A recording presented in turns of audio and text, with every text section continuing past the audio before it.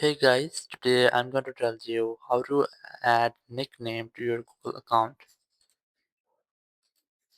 If you're using any Google account and you want to add a nickname to your accounts, let's see how you can do that. You just have to simply open your browser and just select your Google account from here. And on this page, just click on your profile photo or your Google account here and then click on manage your Google account.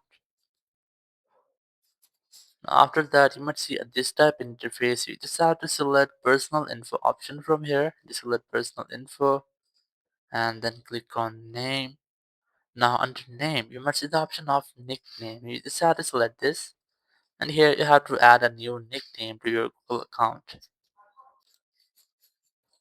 So once you have entered your nickname, just click on save. So it will take some moments to save your account or save your name. So once you have done, your name will be successfully saved to your Google account.